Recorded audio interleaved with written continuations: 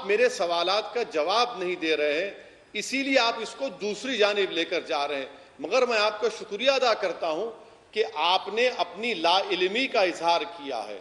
आप इसको मैं बताना चाह रहा हूं, आपसे फिर से पूछ रहा हूं कि भारत सरकार का कोई रिलीजन है, बता दीजिए, क्योंकि आप भारत सरकार की तरफ से ही बैठे हैं।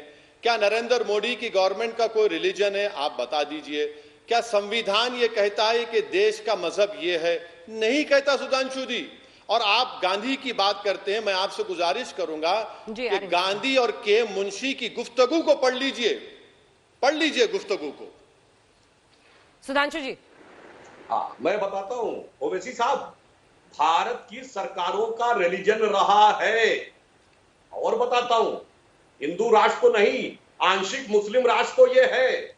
जब शरीयत के कानून को इंप्लीमेंट करने के लिए सर्वोच्च न्यायालय का नियम बदला गया, तो वो मुस्लिम राष्ट्र की अवधारणा नहीं थी कि वो क्या थी, बोलिए।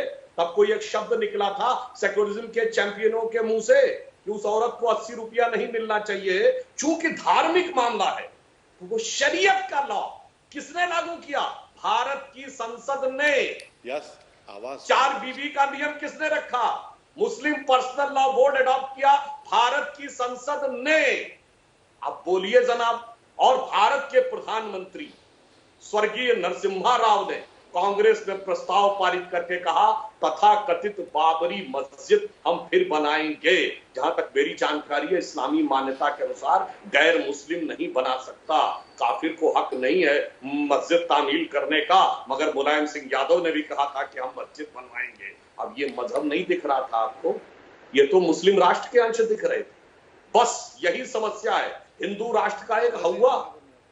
अरे साहब जनाब ये समझिए, हिंदू राष्ट्र का एक हवा और मुस्लिम राष्ट्र साक्षात दिख रहा है। ये क्या था? ये धर्म नहीं था तो और क्या था मान्यवर? वो कह रहे हैं इसलिए मैं कहता हूं, ठीक है, वो कह रहे हैं ओवैसी साहब कि आंशिक मुस्लिम राष्ट्र रहा, मुस्लिम तुष्टीकरण इस हद तक हुआ। शाहबानो का केस उन्होंने कोर्ट किया और तब किसी भी सेक्युलरिज्म के चैंपियन ने ये बात नहीं की कि कैसे सब कुछ पलट दिया गया इस देश की संसद द्वारा, जो कोर्ट ने कहा था। तब किसी को नहीं समझ में आया। वो कह रहे हैं मुस्लिम तुष्टीकरण की वजह से शरीयत का नियम लागू करने के लिए पलटा है। जी, वो कह रहे हैं मुस्लिम तुष्टीकरण होता रहा तो सब कुछ ठीक था, सेक्युलर था देश। आज जब कोर्ट के फैसले के आधार पर मंदिर बन रहा है, तो आपको लग रहा है, सबको लग रहा है कि ये तो अनर्थ हो रहा है।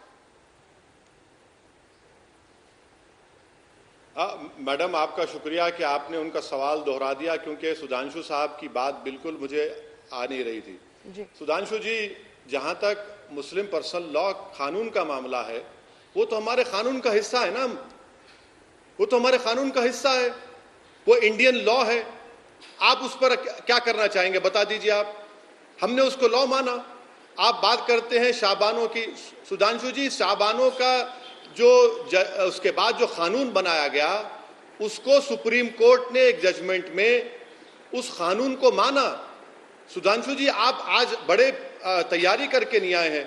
आप 1200 साल की गुलामी करते। सुधांशु जी, आप मैथ्स में इतना वीक क्यों है? अगर आप, चलिए आपकी बात को मान लेता हूं, भाई मुसलमानों ने जो मुगल थे, जो खिलजीज थे, भाई वो 450 साल थे सुधांशु जी।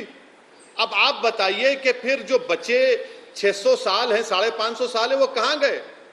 सुधांशु जी, क्या आप ये भी कह रहे हैं कि आप उसको गुलामी का पीरियड मारते? जब बौद्ध मजहब के लोग थे, जैन मजहब के लोग थे, उसको भी गुलामी मानते हैं आप? ये पहली मर्तबा मालूम हो रहा है। और सुधांशु जी, आप एक बात, आप पढ़ के क्यों नहीं आए आज? आप समझ में नहीं आ रहा कि आप इतनी हवाई बातें कर रहे हैं जिनका हकीकत से कोई ताल्लुक ही नहीं है।